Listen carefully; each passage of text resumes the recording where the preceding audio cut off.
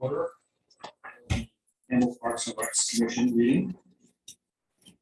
Let's start with attendance, right? Yes. Commissioner Abraham? Not present. Commissioner Bites? Not present. Commissioner Doherty? Here. Commissioner Ishibashi? Here. Commissioner Mitchell? Here. Vice Chair Teeter? Here. And Chair Fidrich? Here. Thank you. Okay, let's go to the approval of the minutes. The last meeting was September 7th. I would like to move that we approve the minutes. And I'll second that. Is it all in favor? Aye. Any abstains? Any noes? Thank you. Okay, next is the presentations. Any presentations this evening? No? Oral requests? No one calling in? Okay. Unfinished business? Okay. How about new business? First up is the Hyde Park Playground Improvement Project. Okay, that is new. That is new. So we're going to turn it over to Bob Shazinski here in just a second. But for those of you who don't know where Hyde Park is, does everybody know where Hyde Park is? It is the little tiny park under the water tower. So we've had some challenges with that one over the years, and now we're coming to you with kind of a plan of what we're going to be moving forward with to enhance it a little bit. And if I talk anymore, I'm going to be taking away Bob's presentation here, so I better stop. It's all you, Bob. All right, thank you, Todd. I'm going to push the share the screen button and let's see. Share. Okay, here you go. So this is a real simple PowerPoint presentation, Hyde Park Playground renovation. Use that word loosely. We're basically adding on some play features to a really awesome park site. As you guys may remember, it looked much just like this. One swing. And the darn thing is that swing got a lot of use, and the people that did use it were really enthusiastic about it. So it got me thinking about, what maybe else could be done with that once the swing set is replaced, because you may have noticed that the new swing set is in. It's a bright lime green. We had a certified playground designer come out and provide some different options so that we could consider. And this is just another view in case, because it's kind of hidden, right? That's why we went with the bright green color on the swing set. But she provided some options for us to consider to maximize the usage of that area. Again, it's a playground for 2 to 5, and this is what we're looking at. You can see that we have the swing set, and you can see that there's a couple of different features that we have. One of them is it's a vehicle, and it's really cool. It's a police car or whatever the kids want it to be. And you can also see that we have a Kabasa wheel, which is a spinning wheel that has metal beads in it. Again, highly interactive. We have the conga drums, and then we have 2 imagination walls. And the idea with this is to pack as many features into a play area that we can that meet the safety requirements. So that's kind of what we've done. And you can see from this is the backside of the, I'll call it a police car for now. And it has some movable pedals, and it has some bells that ring and tail lights. And the feedback from our designer is that the kids really love this play feature. And you have to make sure that everybody can use it from 2 to 5. If mom has 2 kids, perfect. One is in the swing, the other is kind of toddling around right there, enjoying the day. Let's see. And this is a little highlight of the actual play walls. And there's some movable items on that, so the kids can kind of get the feel of things moving around. They can look around and behind it and through it. And it's just entertaining for young ones. So that's something that is also very popular. And again, this is a small site that just only had a swing set. And so we're maximizing the space, which brings us to our fall zone. I just want to ensure all of you that very careful consideration by an industry expert has made sure that all this play equipment will fit safely for the citizens and kids moving forward, coming up out at the site.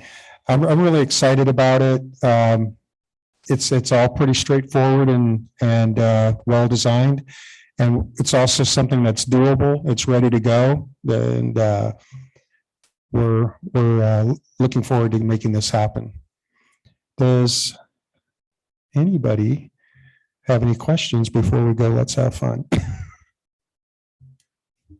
What's the timeline? We can have this in between 4 to 6 months once all my financial parts are in place. I have the money. Okay, ballpark cost too. Overall cost. Yeah, just I don't know, Todd, do you want to talk a little bit about cost? Yeah, so the cost is actually an interesting element here because this is really not very costly. This is about a $23,000 improvement, which let me also add that we did not budget for. So as we got this idea, we have a lot of volunteer partners that we do projects with, right? So we've had conversations with both the Campbell Parks and Rec Foundation and the Campbell Rotary. And we have representatives from both those organizations who regularly participate with us. And both were kind of looking for projects to contribute to in the downtown area. So essentially what we're going to do is the Parks and Rec Foundation kind of wanted to spend their account down, if I can use that term.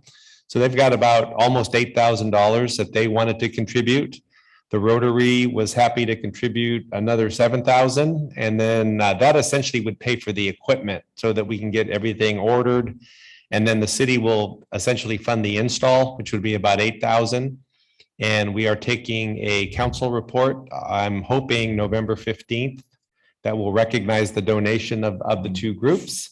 And at that point, Bob will have all the authorization he needs to place the order if he hasn't already placed the order. I don't want to know. But yeah, maybe it's already, maybe we should just walk out there and look at it. But sometimes these things, but particularly lately, we're having some challenges with the extended delivery time. So I think the sooner we get it ordered, the better. And then, as Bob says, hopefully have it in place by the time we're heading into the nice weather in the spring. So that's our goal with Hyde Park. Oh, that's fantastic. That's a nice hidden little gem of a park. Okay, That's a thank you. good answer too. That's great. Hey, one thing I didn't see up there was any kind of seating or benches. Is that going to be added or considered at all? That can be added at any time. We do have some money in our budget for an additional bench or something like that. We're also looking at putting in a nice, beautiful tree towards the southwest area, which is basically in line with the water tower itself to provide some additional shade. So yeah, once this is in, we're going to move forward and look at what else is. There is one bench out there, by the way, but we hope to make this even more popular. Yeah, my other question, and I'm sure you've already addressed this, is that none of us hardly even knew that swing set was there. I just think I have noticed it once before. Will people be able to see this as they're walking by, or is it still kind of hidden? Yeah, good point. We're putting it in exactly the same spot. However, instead of using a wooden structure that kind of blended into the background, we went with a bright lime green to draw people's eyes over there. Hopefully, a little more people will notice that it's there. We have the bright blue play features that are going to go with it. And Natasha probably knows more about this, but the mom community is pretty strong and the communication. So I think once it's, we'll get plenty of folks there. And just one last question I have. I'm just curious. Was that land donated when they built the apartments or condos there? It looked donated to the city? Go ahead, Todd. I don't know. There's some interesting public right of way out there, right? So I don't know what was part of the old road system versus what was part of the water tower property. But if you know the water tower development itself, like that parking lot in front of it is the old abandoned Sam Cava Drive before they cut it off with the railroad track. So I don't think this was in line with that, but it may have been like right on the edge of a street or may have been part of the original water tower property. So we either got it through old right of way or probably it was probably, my only other thought is that I think that building was donated to Campbell by San Jose Water when they took over the old Campbell Water Company. So it may have been part of that transaction. I don't know offhand. I'm giving you everything that I can grab on this one. Any other questions? Okay, thank you. Thank you.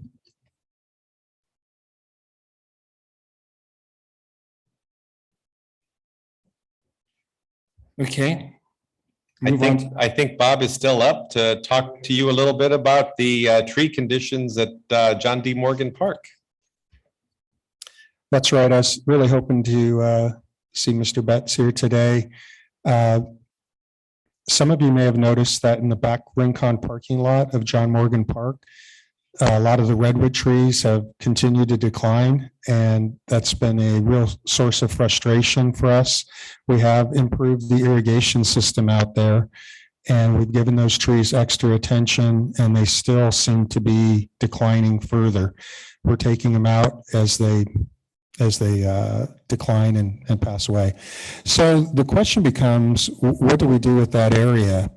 And I have some suggestions that I would like to share with the tree subcommittee, maybe have a meeting out there and kind of go over some of the options. The design intention is to create an effective screen from the park across the expressway. Being able to see the cars moving by is just not in sync with the relaxed atmosphere we're trying to portray out there at the park. And it does involve possibly introducing some new tree species, and which kind of can change the flavor of the park just a little bit. We will go with something with an evergreen, and this will be like a little pilot. How do these trees do? And I have lots of ideas and suggestions that we can talk about at the right time. But I do want to let you know that we are aware of that consideration, and we're very concerned about it. And it may even be something with a Arbor Day celebration where we repopulate that whole area. There's probably about 10 or 15 trees we could add more. But I would like to get the PRC's input and consideration. Does anybody have any questions on that? Yes, it's from the drought, and also that environment is incredibly harsh. It's right near the expressway, so you're getting all the pollution, which is much more than it's ever been, and then all the heat from the parking lot and from the expressway, the radiating heat. If they're in the grass, they're doing a little better, but that asphalt gets really hot.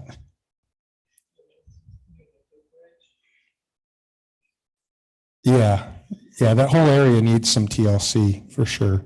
A little bit of upgrade. Yeah. Yeah. What kind of timeline are you looking at? I mean, do they have to be pulled out right away because they're in danger of falling over, or? Well, a dead tree could fall over. It's not likely. In fact, it's unlikely that it would for some time. And we're monitoring the trees out there. Some of them are coming back, and some of them are, continuing to decline. And we monitor and remove we post removal notice, let everybody know, and then we take it out and just keep moving forward. And it's been very disappointing that we haven't been able to turn those trees around. So now let's look at a new direction, and instead of fighting what's not working, and see what we can get that is working. I have a random question. What do you do with the trees when you take them out? right? Redwood's like a pretty premium wood, right? I know where I work, we try and make them into benches and stuff because, Yeah. those things last forever once you take them down. I'm just curious what the city does with them, or if there's any reuse. Right. the Well, trees. sometimes we contract out the work and our contractors will recycle the wood. One of our contractors has a wood mill in the Stockton area, and they'll make it into planks, boards, benches, what have you.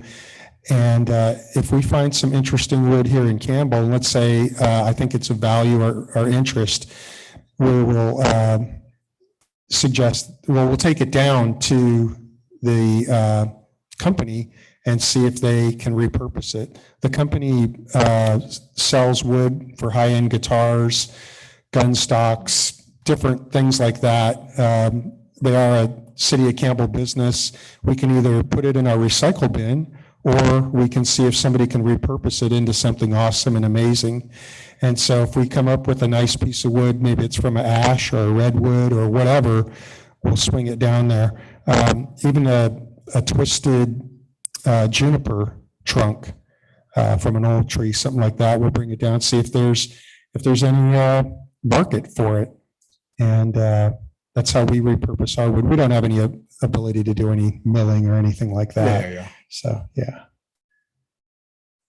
How are you going about like figuring out what will thrive there?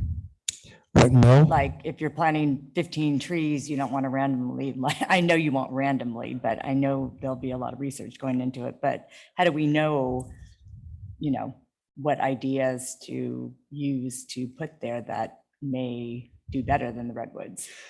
Great question. Industry knowledge and horticultural knowledge. And I almost mentioned this earlier and I thought, but instead of going with coastal redwoods, which is what's out there now, we could be looking at a Podocarpus africanus. So this tree actually grows in Africa. What exact part of Africa, I'm not really sure, but it's plenty hot and dry there. So we would be looking at trees that are not necessarily local to the area. And that would be part of the discussion with the tree subcommittee, is making sure we get something that can take the drought and can also provide the beauty and aesthetics that we're looking for.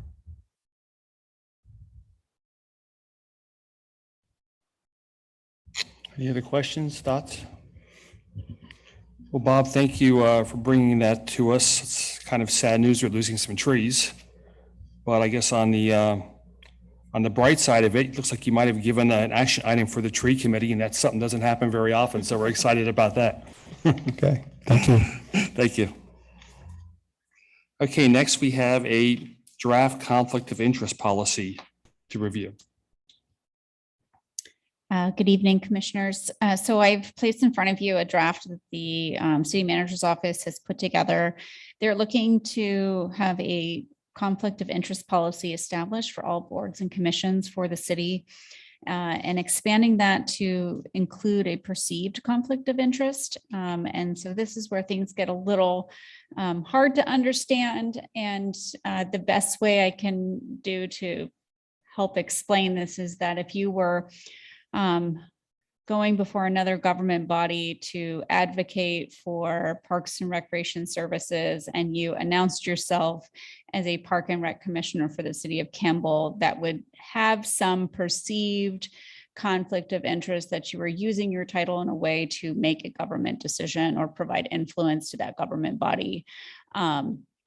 And so those are the types of things that they would like to possibly include, so that you're not speaking on behalf of the commission without all of the commission's support and authority to do so. So that as a private citizen, you're welcome to advocate for those things.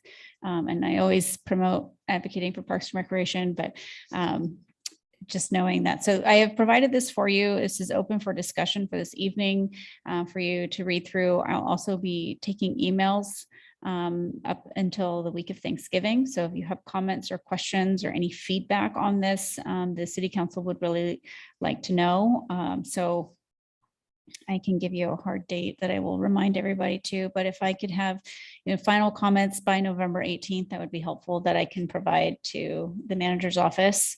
I'm happy to take any comments this evening.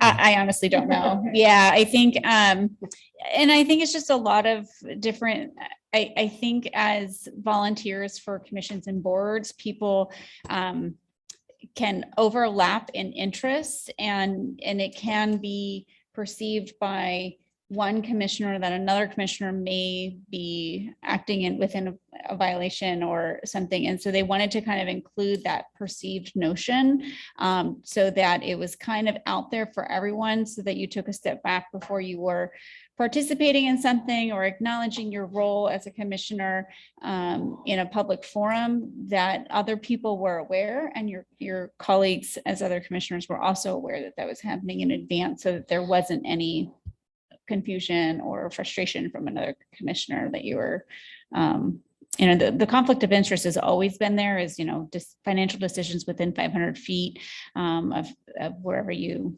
reside, that you would have to excuse yourself from, but this is kind of an addition to that policy. Is there any type of penalty associated with this? I mean, it's Not kind of that hard to I'm- put a rule in place if there's Yeah, no penalty. and it's definitely, I think, a gray zone, I think, even for the manager's office to help with this, but there's no penalty. No, it would, I depending on the commissioner body, I don't know, maybe the only thing I could assume would be that, they would ask for you to step down or relieve you of your duties. I don't know, but that's not written into the policy as far as any reprimands. Todd, are you aware of anything, or? I am not. I think there is some desire to have this mirror council policy. So I know that we have a conflict of interest policy for council, but it does not apply to boards and commission members at this point. So I think the desire here is to have something that mirrors that. I'm not aware that there's any particular incident that is driving this or not. I do know that with council items, we regularly have this item at the bottom where, you have to announce and leave the room. In some instances, when things are presented before council, if you live within 500 feet of either the property or the project being considered, you have to state that, I live within X feet of this project and I'll be recusing myself. And it's not even the notion that you can't vote. It's that council members typically leave the chambers and go sit in the Deech room until that item is been considered. And only at that point could you come back. Probably not quite as likely with boards and commissions, although maybe the planning commission could get there, because planning commission is making real land use decisions in some cases. For Parks and Rec Commission, for the CIC, for the BPAC, maybe a little less likely, but those are the types of incidents that where this would be applicable. One last comment. I thought we agreed to some of this when we signed on. Did we not? I thought you did the conflict. Yeah.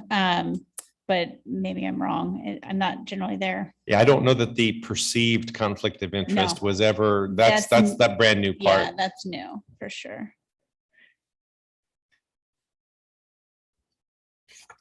I have a question. I'm curious, like when you take, like, for instance, the improvements at Campbell Park to the council, do you notify the neighbors around there within some certain distance? Do you mail like them a notice or anything? The reason I ask is because I see that 500 feet. I'm pretty sure when like planning or when something goes for like a new development goes around, they only mail in within 300 feet of a project. It seems like those two numbers should match to me. That is I'm a not- good point. but I'm- Yeah, I don't know that as well, because I don't know what the mailings are for planning, but I think you're right. I think there might be a I think it's lesser. I think it's- inconsistency there. Yeah, so that's one thing that just kind of struck me is something that I think 500 feet would be better to notify more people. Yes. Really, right? But I could be wrong, but I'm pretty sure it's 300 I feet. think you're right. I think it is 300 feet, and we probably should have some more consistency with that number. Perceived conflict I mean, It's people. very subjective. It is, and I also feel like some people wouldn't even know that they're doing something wrong, like if it's perceived. So somebody may do something, it comes across as a conflict of interest, but they're not even like, it's not deliberate, it's, it's pretty innocent, it's unintended, but it's still perceived that way. So I don't know. This is a little fuzzy in my mind. Because it's also just subjective. I guess I would say, I think it's somewhat subjective, but again, I work in local government, so I know where the lines are, right? But folks who don't work in local government may not know where that stuff is. They're like, oh, I'm on the planning commission or whatever, and they're speaking for something. You're not supposed to do that, right? Well, they may not know you're not supposed to do that, where I know where the lines, where you're not supposed to do stuff like that. So I think it's fair to have something like this in there, even though it's rather subjective. I think it's a good kind of educational opportunity for folks who don't work in government and aren't aware of all the rules and whatnot that there are.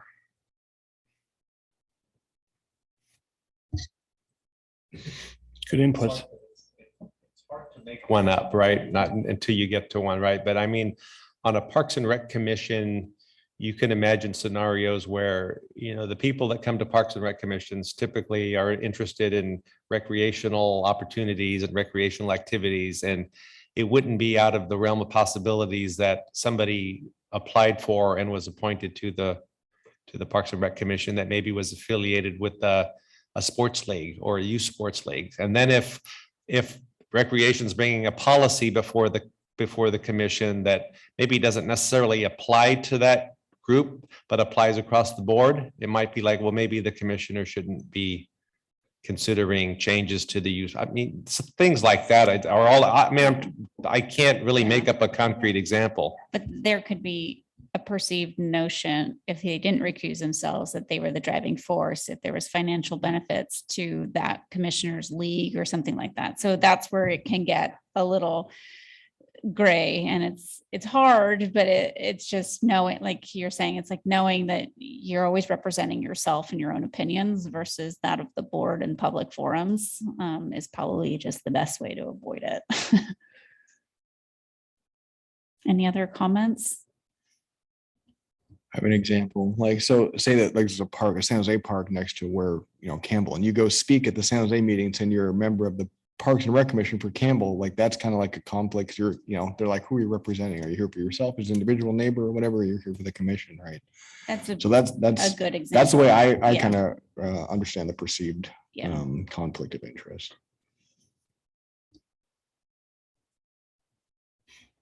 Okay, good food for thought. Any other comments? Thoughts? Okay, I'll send a reminder. So if there's any additional comments, just please send them back. thank you. Thank you. Okay, on to the committee reports. Let's start with Chair Teeter on Parks and Creek Trail. Well, I must apologize. I did not make it to any parks this past month. I've been away on 3 different trips, but back in September, I did make it to John D. Morgan Park where I guess it was the courtyard or the Public Works, somebody brought out all this wonderful mulch. And I worked with the school group from the community center, and we mulched like 12 different trees they brought us all rakes and stuff. And it was really a wonderful experience. And I know there was another project at Edith Morley Park. Did anyone make the Edith Morley Park with the split rail fence? Well, Bob Carlson said there's still going to be more split rail fence. So if I get a notice, I will contact all of you because they could use our assistance. How about anybody else in the committee? Did you make any of the parks? My son's karate location changed, so my new walking area is Edith Morley Park and also Stavanovich Park, if I'm pronouncing that correctly. And I will say, I was impressed by how pretty, is it Stavanovich? Is that correct? Stojanovich. Stojanovich Park is. It's very, very quiet and very lovely. Yeah, so I really had not visited that up very much, so it's nice. Yeah. Good. Again, I only really visit the community center and all the amenities around there. And again, everything looks like it's in good shape to me. Okay, we'll go to trees. Chair Fidrich. Chair Friedrich has nothing to add for Not yet. Trees Committee report. Not yet, Okay, and next is special events, Chair Mitchell.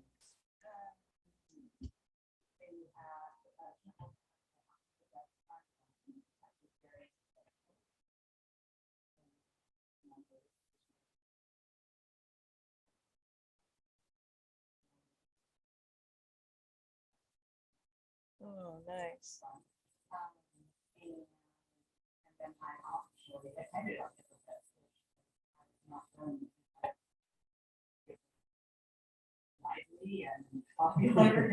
Packed.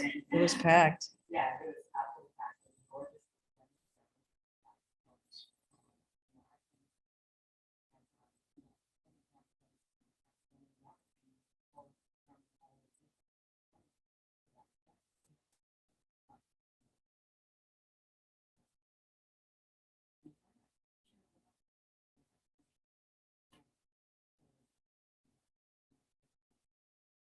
That for future veterans, it would be nice also to put some help out with handing out bits or. We were away. Yeah. Sorry, out of town again. Well, I was there the night before at the sports basement. Good. And I will say that it was nice to see all the high school kids that were there helping out. Yeah, The good. chance to talk to them a little bit. Yeah. So awesome. Okay. Let's go to staff reports next, and we got parks. Okay, so we'll have Bob start us off and then I'll add a few things at the conclusion. Oh, hello, everybody again. Two quick things. Campbell Park has been weighing on my mind greatly. As you know, the playground renovation has required that the turf kind of take a little bit of the workload from the heavy equipment and other activities that are going on over there. So we've had to turn the water off. We've had heavy equipment on the turf. And so today, in celebration of the rain yesterday, we brought out our aerator, which is step one to loosen up the soil and prepare it for the new grass seed, which we're putting down. The intention is to complete all this work this week. So it's a pretty good workload, but put down the seed, put down the gypsum, which helps relieve compaction of the soil, and then put down the top dressing, and then put a couple signs up saying, hey, please stay off the grass the best you can, and let that grass regerminate. So hopefully in spring, we just have a beautiful drought resistant grass stand. So that's moving forward. And some of you guys might notice that it looks a little muddy and beat up. That's by design. Then number two, one of the things I'm really excited about is we have the new concrete picnic tables put in at Campbell Park alongside the pathway. If you guys remember that, we had the new trees that we put in and then replacing the picnic tables. Well, they're all assembled and put in place. Each one weighs 1,450 pounds or something like that. So we expect them to stay exactly where we placed them. And we're excited about that. And, it's fall, so leaves are coming and we're focusing on that and just kind of enjoying this cold weather. Does anybody have any questions?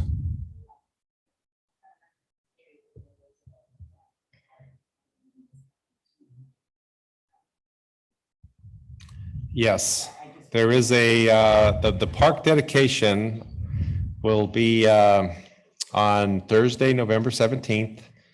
We are planning on it being at 11 o'clock. It should be over by 12. It probably won't take a whole hour. It'll probably be more like an 11:15 to 11:45 event in reality.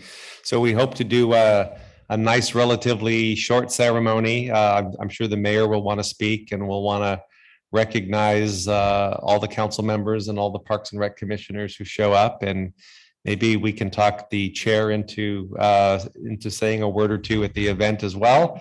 I'll work on that over the next couple of weeks. And that's kind of it. It's not meant to be a very large or very momentous event, but it will certainly, we certainly want to recognize the the progress at the park. It does look really good. It's coming along very nicely.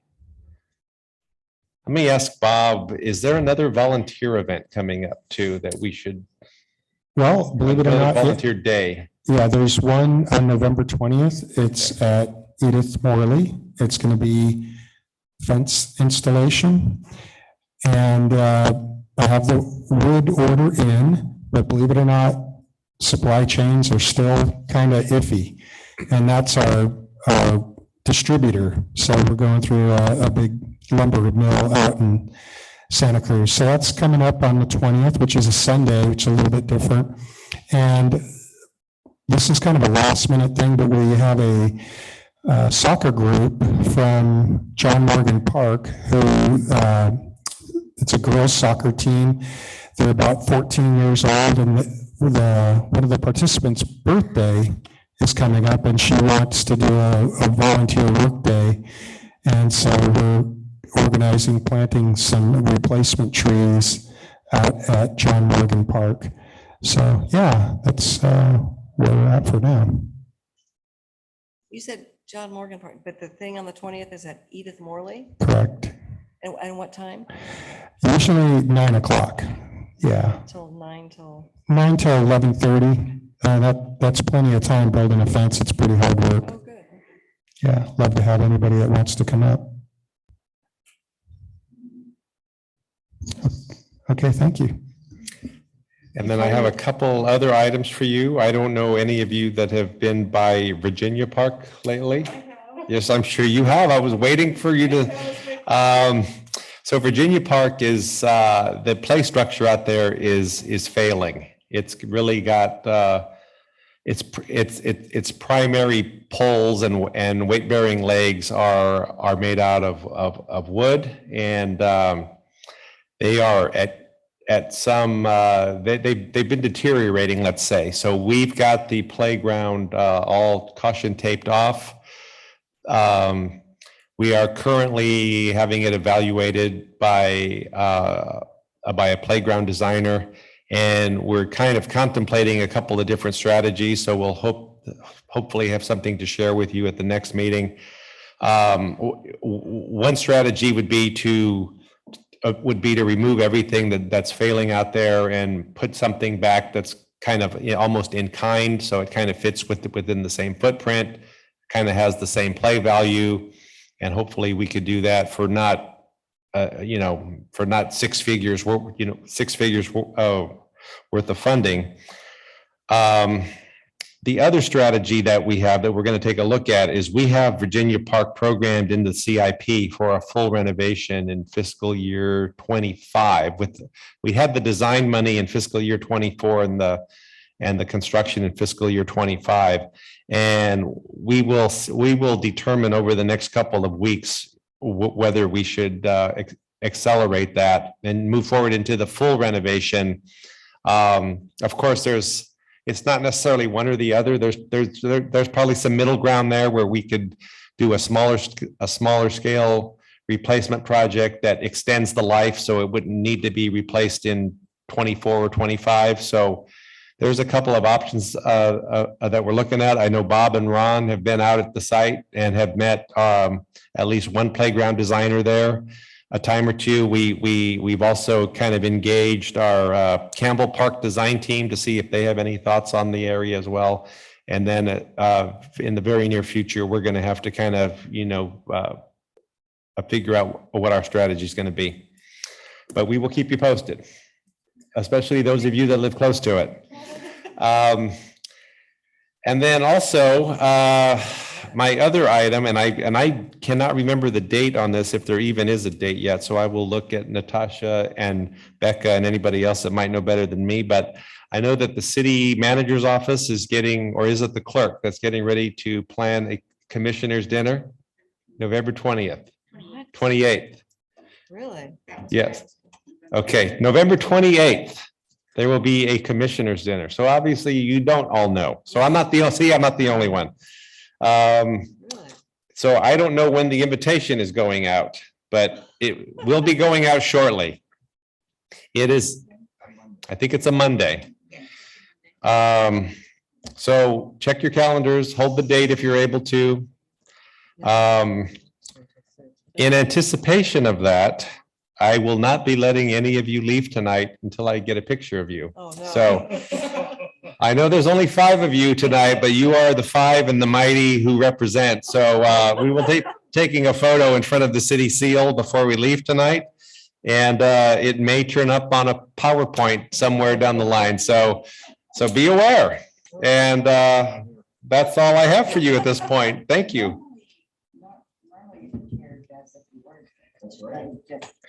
Well, the chair better get his vocal cords ready because we may hit him up on the 17th. We may hit him up on the 28th. So Actually, I will accept the 28th, but unfortunately, if I had known about the 17th 48 hours earlier, I would have made sure I was in town, but I'm not going to be in town.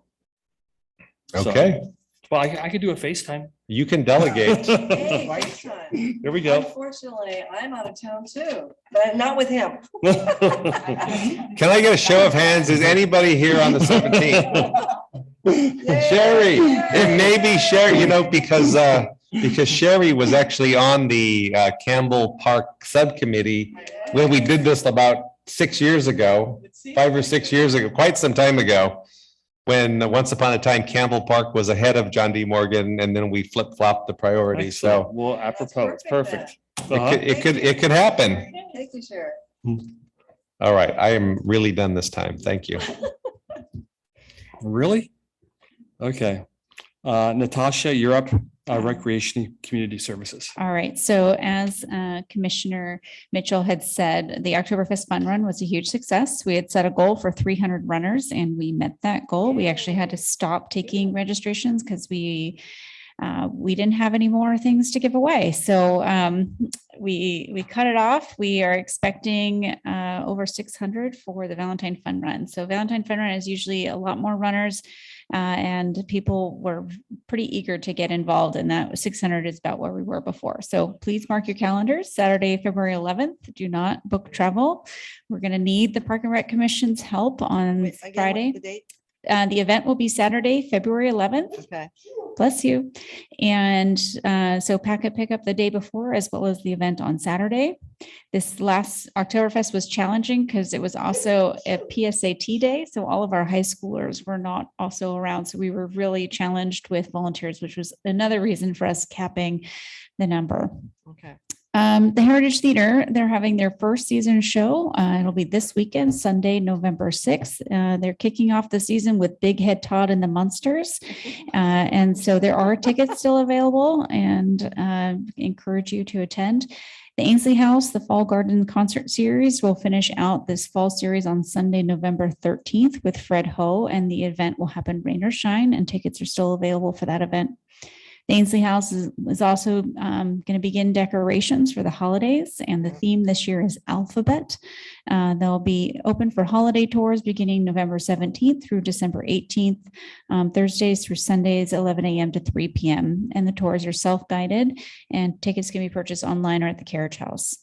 The Ainsley House will also have 2 open house events in the evening time for you to view the holiday decorations. One will be December 15th and the other will be December 18th. And tickets are available online for those events as well.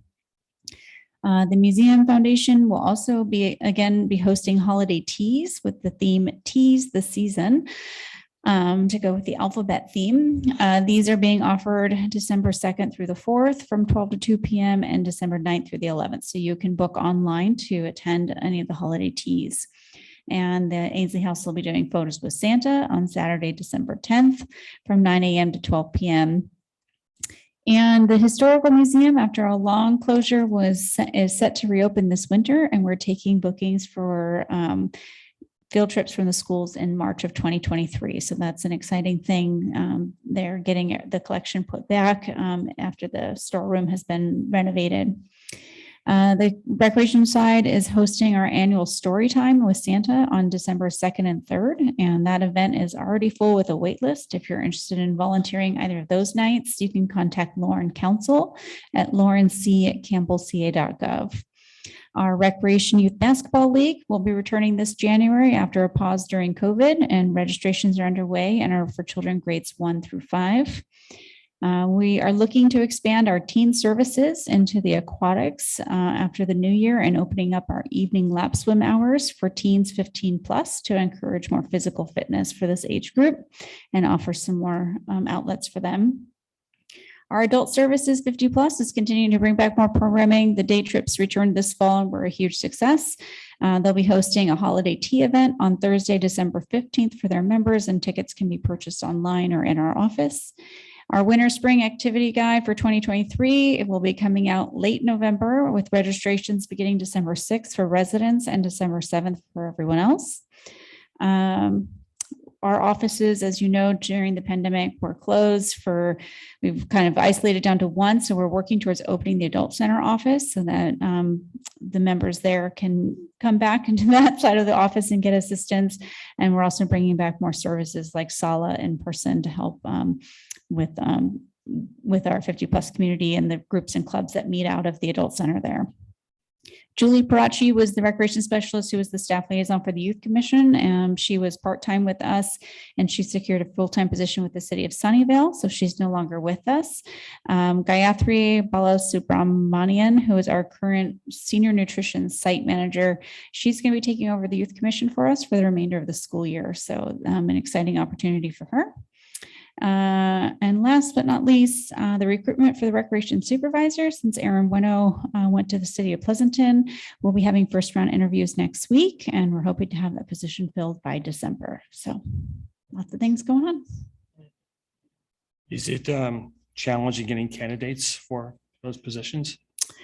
For the supervisor position, I felt like we had a really good applicant pool, and we have narrowed it down to the first round. And I feel really good about quite a few of the applicants. Like just the people that were selected for the first round. I feel like we will find a very qualified candidate out of that grouping for sure. So, yeah.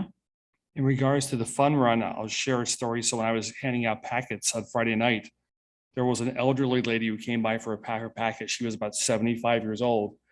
And she said she had come in first place in the last time for like over 70. Then she said she was the only person over 70 in it. And she was hoping for more competition going forward. So I'm glad to hear we're getting more people. Yes, the age brackets definitely dwindle down as you get higher up. Excellent. Okay. If that's it, we'll go to information for the good of the game. Anybody want to start? I don't Revolving? really have anything. I'm just glad to see that we're getting some cold weather and some rain. rain. Yes. Rain. I got some questions. I think it's for Todd. Oh, is the whatever we call the Roosevelt redwood tree going to be decorated for Christmas this year? With Christmas lights? It will be. Yeah, that's a yes, but. Yeah, it's scheduled for the lights to go up the week of Thanksgiving. Great. Yeah, Natasha's talk made me think about that. And then this is somewhat off topic, but I'm curious what the city's communications with like Caltrans regarding cleanups on Highway 17, because behind Fry's, there is a gigantic mess of like debris, and I don't know what happened there. Like, I don't know if it was a homeless encampment, but it looks like it exploded or something. Like there was just stuff everywhere. And I'm curious if the city coordinates with Caltrans or lets them know that, I imagine it's in the right of way. We talk with Caltrans pretty regularly. That's kind of one of the things that Ron does. And we've had varying levels of success with them on how responsive they can be, right? So when we had the encampment north of the off-ramp, like when it was over in the Coles area, we finally got them to come out, and that was kind of a coordinated effort with Caltrans and RPD, and our maintenance staff supported that. They haven't been quite as responsive on the other things since then, but we work with them and we try to get them out, but they are having resource challenges also, but we are passing it on to them, and we're trying to minimize the impacts to Campbell facilities, because there was an a very small encampment a little further south than that was kind of on the edge of the freeway and the edge of the creek trail. Hmm. So we did have that one cleaned up, but the one, I know the one it's kind of like high on the It's high- plateau. It's high up It on i- the it on the is. berm there. Yeah. And it's, yeah. I don't- We will it's quite- follow it's up with quite a them mess. again. Colin? Good evening, Commissioners. I speak with a gentleman, his name is Ruben, he's with Caltrans. He's been really receptive, helping us out with a lot of our encampments. As Todd was saying, we had one a little bit north of Camden Avenue off ramp that was cleaned up probably about a month and a half ago. The one that you're talking about that's at Fry's, they are aware of that. I talked to him couple weeks ago, and they are planning on working on that one. They are just so overwhelmed with For sure. areas in San Jose and everywhere else, but he assures me that that one is going to be getting taken care of. So it's kind of nice having somebody there, and he's, like I said, he's very responsive and is big help to us. So if you have any concerns, please let us know. Call the Public Works office, and I can give him a call, and we can hopefully get these things addressed. No, and that's removed. good. Okay. I appreciate that. Thank you. Yeah, you're welcome. Anybody else good at the game? I just have one comment. I've been starting to try to walk the track a lot more. I probably should have mentioned this to Bob before. I noticed that there were some areas that it looks like maybe grubs or something are kind of like going in some areas. It's kind of like spattered. So I don't know whether you guys. We have a Actually, there gentleman, weren't that many geese. There wasn't- no, we have a gentleman who has taken it upon himself to come out with, what is it, rice or feed? You guys may not know about this, but he comes out and he literally dumps bags of stuff for the geese, and they've just torn it up out there. Oh, Yeah. no. Oh, dear. Yeah. Bring the goosenator out of the warehouse, huh? Yeah. Jeez. Messed it up. Not for the geese, but to chase that guy away. Okay, that's all I have right now. Says next meeting, December 7th, before we adjourn. Is that, do you still have a December meeting on board? So I know some years we've skipped it, so for right now, we do. Well, yeah, I mean, yes to all of the above. I mean, we have also been challenged to hold a January meeting, as you know, Mhm. so because the January meeting typically falls the same week as New Year's after Right. City Hall's been closed Mhm. for like a week and a half. So that is the next regularly scheduled meeting. Okay. At this point, I'm not aware that we're going to have any agenda items for you, so I'll Keep it regroup with open. Natasha offline, and Okay. if we don't have any items, we'll get a cancellation out on the early, as early as possible. Mhm. We can't post the public one until we get within 3 or 4 days of the actual meeting, but we could let you know a lot sooner than that if it looks like it's going to be that way. And at this point, I don't have any items for probably December or January, other than what I said, we'd come back with you with an update on Virginia Park, but well, that's on you guys. You guys can have that fun. Mhm. So just as Commissioner Teeter, you are terming out in December, as well as Commissioner Abraham. So I'm sure the clerk will be reaching Yes. out for information on those. So with that, our goal would be to have the full commission by January, whether we have a January meeting or not. And then at the first meeting that's held in the new year, we would select a chair and vice chair. Okay. Good. Okay, with that, I adjourn until December 7th. Oh, the photo, the photo. Okay. So where do, how do you, However you guys want to do it. well, here, Should we move this stuff? We'll move this stuff. It doesn't have to be. oh, thank you. That- Yeah, we don't need individual. Should we just all stand? Yeah, okay. I I think don't they know. want that in it. Oh, okay. Sure. Okay. The two guys in the middle.